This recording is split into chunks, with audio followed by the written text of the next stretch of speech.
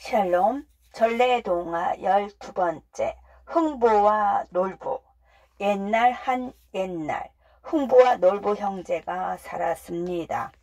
욕심 많고 부자의 형의 이름은 놀부고 착하고 가난한 동생의 이름은 흥부였지요. 욕심 많은 형 놀부는 부모가 돌아가시자 부모의 재산을 혼자 독차지하고 착한 동생 흥부를 내쫓았습니다. 동생 흥부는 아무것도 가진 것 없이 형 집에서 쫓겨났지만 형을 원망하지 않았습니다. 하지만 흥부에게는 12명의 자식이 있었지요. 아버지, 배가 고파요. 밥 주세요. 자식이 굶는 것은 괜찮았지만 아내와 자식들이 굶는 것은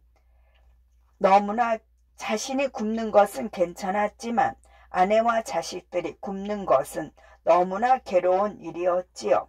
여보, 쌀뚝에 쌀이 뚝 떨어졌어요. 형님께 가서 쌀 좀 얻어오면 안 될까요? 착한 흥부는 형에게 폐를 끼치고 싶지 않았습니다. 하지만 어린 아이들이 배가 고프다고 우는 것을 도저히 볼 수 없었지요. 흥부는 아내가 준 그릇을 들고 한 끼 먹을 쌀만이라도 얻을까 해서 놀부 집으로 갔습니다. 마침 놀부 부인이 밥을 짓고 있었지요. 가마솥에서 구수한 밥 냄새가 흥부의 코를 간질렀습니다. 형수님, 저 왔습니다. 저희 아이들이 굶고 있습니다. 제발 그 하얀 밥 한 그릇만 주세요. 아침상을 차리려고 주걱으로 밥을 푸던 놀부 부인이 흥부를 보고는 눈초리가 올라갔습니다. 놀부 부인은 들고 있던 밥 주걱으로 냅다 흥부의 뺨을 때렸지요.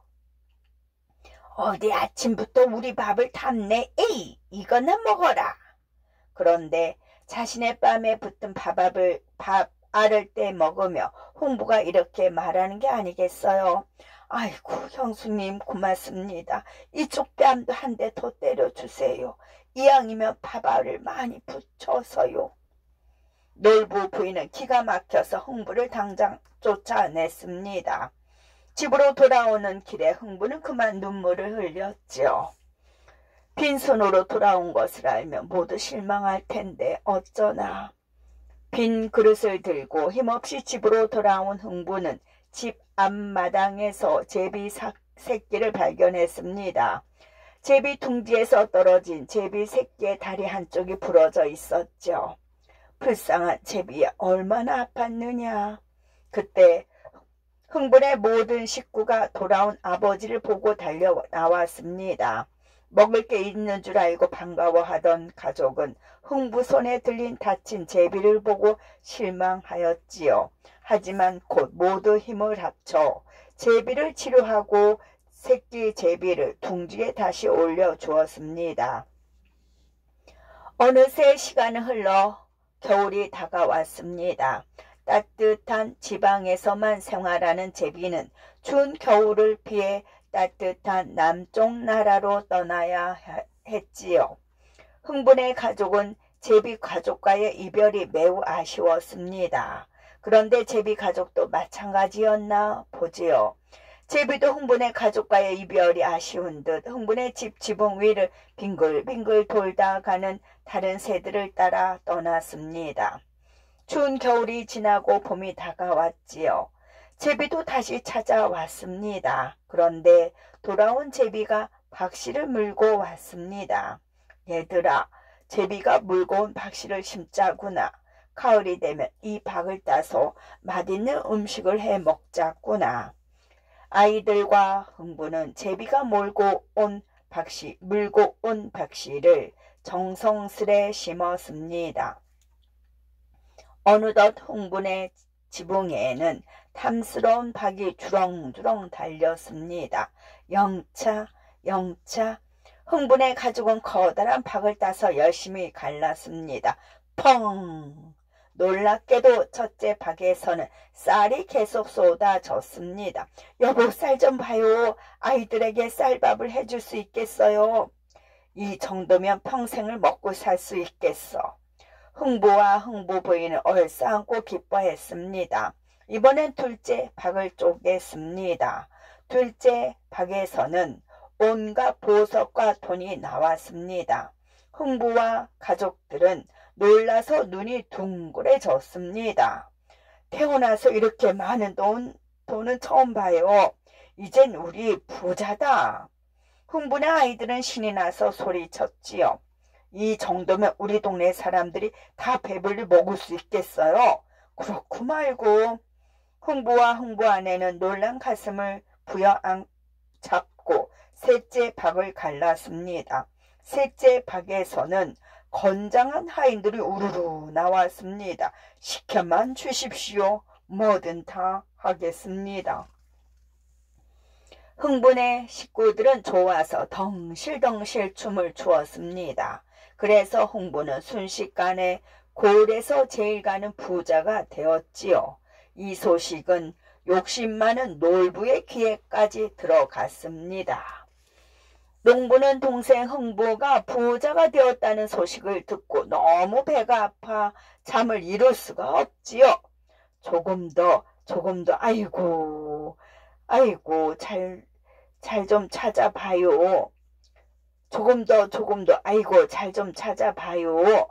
놀부와 놀부 부인은 사다리를 타고 올라가 제비 집에 있는 제비 새끼 한 마리를 꺼냈습니다. 멀쩡한 제비 새끼를 바닥으로 떨어뜨려 다리를 뚝 부러뜨렸지요.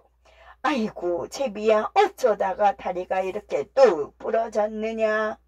놀부는 시치미를 뚝 떼고 제비를 치료한 뒤에 제비 둥지에 올려놓았습니다.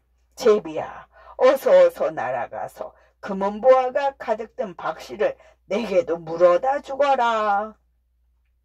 그렇게 겨울이 지나고 새봄이 되었습니다. 제비는 놀부에게도 박씨를 하나 물어다 주었습니다. 놀부 부부도 흥분애처럼 박씨를 심고 키웠지요. 놀부네 집에도 박이 주렁주렁 열렸습니다. 박이 얼마나 큰지 지붕이 흔들릴 정도였지요. 놀부 부부는 박이 익자 싱글벙글 웃으며 톱을 들고 왔습니다. 박이 하도 커서 톱으로 갈라야 했습니다. 놀부와 놀부 부인은 쓱싹 박자에 맞춰 박을 탔지요. 지화자 좋다. 금은보화를 가득 담은 박아 어서 벌어져라. 놀부와 놀부 부인은 콧노래를 부르며 박을 썰었습니다. 펑! 첫 번째 박이 쩍 벌어지자 도둑놈들이 쏟아져 나와 놀부의 재산을 다 훔쳐갔습니다.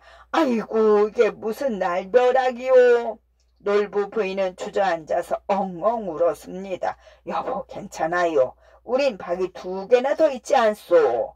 놀부와 놀부 부인은 눈물을 닦고 또 박을 탔습니다. 이번에는 제발 금은보화가 나와라.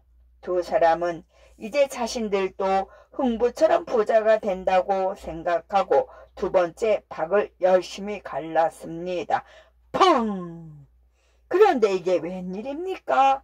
그 박에는 똥물이 한가득 들었습니다. 두 사람은 똥물을 뒤집어 쓴 채 통곡했습니다. 놀부와 놀부 부인은 똥물을 뒤집어 쓰고 세 번째 박으로 기어갔습니다. 이 박에는 금은보화가 들어있을 거라고 두 사람은 믿었지요. 박이 묵직한 걸 보니 이 박에는 금은보화가 있는 게 틀림없소. 맞아요. 도둑놈도 나오고 똥물도 나왔으니 또 나쁜 게 나올 리가 없지요. 세 번째 박에서는 도깨비들이 나왔습니다. 도깨비들은 춤을 추면서 놀부와 놀부 부인을 신나게 패주고 사라졌습니다. 아이고 허리야, 놀부 죽네. 거지도 이런 거지가 없네요. 아이고 우리 망했구나. 쫄딱 망했구나. 놀부와 놀부 부인은 거지가 되어 이 동네 저 동네를 떠돌아다녔지요. 흥부는 저를 미워하고 돌봐주지 않던 형이었지만 그들이 거지가 되자 자기 집으로 불러 함께 살도록 해 주었습니다. 끝.